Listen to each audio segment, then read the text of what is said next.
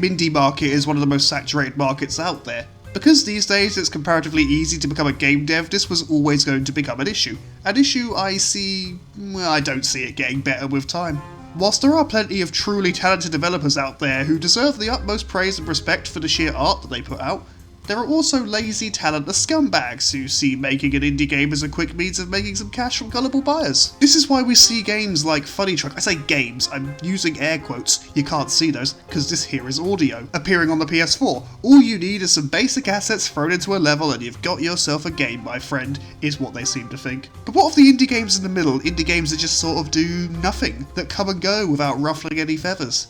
There are a lot more of these games than you would expect. They are the white noise of the indie sphere. And it's one of these completely unmemorable games that we're talking about today. Summertime Madness on the PS5. This is a PS5 game, by the way. What I mean is, it only had a PS5 version when I was looking at it, so I guess it's just a PS5 game. Let's see what happens. A walking simulator with puzzles would be the best and only way to describe it. But before that purple bitch comes back in here, let me do my job properly and expand on this. In Summertime Madness, we play as a painter who creates these intricate landscapes on his canvases to help him escape the present reality of the world outside. He lives in war-torn Prague at the time of the game's events. Then, the devil shows up, and I'm just going to call the character the devil because... come on, he's a devil. There's no way he's not the fucking devil. He offers the painter the chance to really escape reality. They'll be put into their paintings and allowed to explore the world within. Only there's an upfront catch. If he doesn't get back in 6 hours, he'll be trapped in the painting forever. Wait, that catch was up front. And he still agreed to the deal with the obviously shady fuck.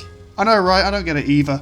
Like, maybe if it was a hidden catch, I'd sorta get it, but he's willingly stepping into this and he knows what's going on. He knows the stakes. What follows is the exploration of some nice enough looking worlds in which you solve puzzles to advance. You have a watch that you can look at, it tracks your real-time progress, and if it hits 12, you're trapped. That's a neat bit of game design right there. A constant reminder that your time in this world is limited if you ever wish to escape. I'd like it more if it was in a more interesting game mind, because let's just come right out and say it, Summertime Madness is fucking boring. I like walking simulators as a genre, and let me explain why. Let you explain why in the video you made for explaining things? Well, if you insist. Oh, shut up. See, I'm a player who really loves story in a game. That's one of the things I look for when I play video games, is which one has the best story to tell. Which one has a world in which I can get immersed in. Because if you can pull that off, I won't mind if your game doesn't have something like combat or doesn't have puzzles or doesn't have anything else, because the story will have been what got me into the game, it will be what keeps me wanting to come back to it. It cannot be stressed enough that the narrative of a game can be so bloody important. Not every game needs a great narrative, I'll grant you that. Some games do absolutely fine focusing entirely on gameplay, but a walking simulator is basically the diametric opposite of that. They don't have a lot of gameplay, so they need to really be bringing their story chops. And a good walking simulator can do this really well. Walking simulators are, to most hardcore gamers, that didn't feel quite demeaning enough. Let me say that again. To most hardcore gamers, go, go, go! Yeah, that felt better. That felt more insulting. Seemed to be a genuinely marginalized genre. A typical walking simulator earns its name from basically being nothing but walking around, and interactions are usually limited. It does away with typical things like direct combat or platforming, and they're usually an attractive prospect for newer indie devs, because obviously you don't need to worry about programming too many difficult things. I can understand and respect why so many devs tried to make these. Do you know how many lines of code it can take to make a dude shoot a gun in a game? You know, lots, okay? It can take lots of lines of code. I've tried it. But you need to ask yourself, how am I going to keep the player engaged? How am I going to keep them from getting bored? Well, here's some advice. Story and tone, they're going to be your best friends in this. Summertime Madness is the bad kind of walking simulator that only has one tone. It's a bleak, melancholy, saddish tone that never changes or alters in any way, shape or form. It's all we have. I assume you have something to contrast this? I do, yes, thanks for asking. Compare this to Firewatch, another walking simulator indie title. Within the first 30 minutes, Firewatch told us the story of our protagonist Henry. We even got to make simple dialogue choices for him to sort of decide where his life went. We see some delightful ups that make us smile, some downs that made us choke up, and we see the beauty of the environment and interact with our radio tower person, they're sort of our supervisor from afar. See, the story and tone are always shifting in this game. It keeps the player engaged, it makes them want to, see where it goes next. Summertime Madness has only one interaction between characters at the very beginning of the game. It's between, our painter bloke and obviously Satan. The isolation doesn't feel as earned or impactful because there's nothing to contrast it with. Take another game like Soma, and look, I know Soma is meant to be be a horror game, I don't really see it as one. You do have monsters and shit, but considering there's a mode which literally lets you turn off the monster danger, it might as well just be a walking simulator. But that's not a bad thing. I do like it more when I don't have to worry about the monsters. I mean, if the monsters were implemented a bit better, then maybe, but not really. It's just another case of don't look at monster or you die of being scared. Well, you don't die of being scared. This isn't a Soma review, I'm going to stop talking about Soma. The point is, I personally consider Soma to be a walking simulator more than it is a horror game, and when I judge it by that metric, it's a pretty bloody good walking simulator.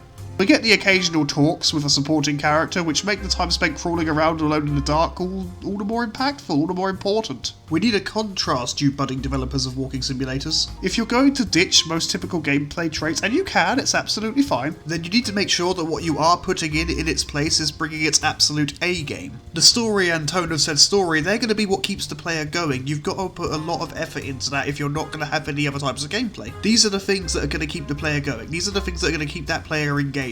As it stands, Summertime Madness is a story about a dude who got himself into a stupid situation of his own volition. We never really saw the war in which he wanted to escape, and in my time playing, there's been no further interactions with characters, just these basic puzzles. Some puzzles are alright. I kinda like the town where you have to shift between night and day, even if it does make me question things a little bit. Some bridges completely disappear at night. I'm not sure what that's a metaphor for, but anyway. I also kind of like the one where you had different coloured flowers and they weighed different amounts and you had to sort of get two scales to balance out. Yeah, you know, I liked those enough. They were alright. But mostly it's just not worth talking about. Most puzzles were just a memory game. One was rotating some platforms, one was running through different doors, but not necessarily bad, just kind of boring. Ultimately though, what made me stop playing outright and made me start playing a shitty indie shooter instead, which we will definitely be looking at next week, was this room. It's a dark room, as you can see, with basically nothing in it except that weird looking statue. Your eye is probably drawn to that sword sticking out of the dude's head, but every time we got too close, the game just made the character pass out. I couldn't do anything. I'd just spawn back by the door and have to walk there all over again just to repeat the process. I fully admit I was kind of stuck here. I didn't know what I was meant to do. I couldn't figure it out. I went back to the previous area through the door, but I couldn't go anywhere there. I spent about 10 minutes in the room just looking for the solution to this puzzle. I tried a few different things like walking backwards or going off into the distance, only to have the game crash. It bloody crashed. And now we offer a hearty congratulations to Summertime Madness. You're the second game on my PS5 that's ever crashed. Was the first one a Bethesda game? The first one was a Bethesda title, yeah. Fucking Fallout 4. In that moment, I realised something. I realised just how bored I had been and how much I'd wanted the game to stop, and I finally had an excuse. Let me make it clear now. Summertime Madness isn't a terrible video game, it's just a really boring one. I don't get a real sense of stakes here. Again, the character chose this. Of his own free will, knowing the deal, knowing its conditions. What an absolute idiot. It may have been more impactful if the game bothered to show us some of this war that's going on, but no. We just get a dull intro between two characters and then we're in the paintings doing puzzles. I swear the PS5 crashed on this one only because it didn't want to run it anymore because it was so bored of it. Why have you done this to me? Can you please put something good on me before I fucking off myself? Don't worry, my dear PS5, we are done with this shit. Look, you might say that me not seeing the game through to the end will preclude me from reviewing it as a rule, but I don't care. After 2 hours, I knew I was bored, I knew I didn't want to see anymore, and the game gave me a perfect excuse to stop playing. There was nothing about it that kept me engaged, nothing about it that was interesting. Save for a couple of okay-ish puzzles here and there, Summertime Madness is just a complete snore. I mean, I suppose it could have been worse. There was this one section in a house that gave me a headache because of flashing lights, and that's footage I'm not going to show here, because I won't do that to my audience. But other than that, it could have been worse. Look, unless you're an absolute die-hard walking simulator fan who lives and breathes the type of game, then you're probably not going to get anything out of this. I really don't recommend this. It's just a walk through a boring load of boring. Yeah, that was sensible criticism. I'm just going to stick with that. I don't get a feel for the story. I don't get a feel for the characters. There's not really a world. It's just a series of puzzles in some fairly neat looking environments, I'll give it that, but what else is there? What else do we have? Maybe it gets better later. I don't know. I don't care. It should have considered getting better while I was playing it. I mean, again, contrast it to something like Firewatch. The tone of its story was never constant, it was always shifting, and that's what kept me coming back. That's what kept me engaged. You can have sad, melancholy tones if you like, but that shouldn't be all you have. That should not be the only thing trying to prop your game up. Summertime Madness, you're just a really boring game. You're not offensively bad, don't get me wrong. I'm not angry. I just I just don't care that you exist. I don't think anyone else will either. At least now I can stop and play that shitty FPS I found on the PlayStation Store. That should be fun. Ugh. I'm already not looking forward to next week.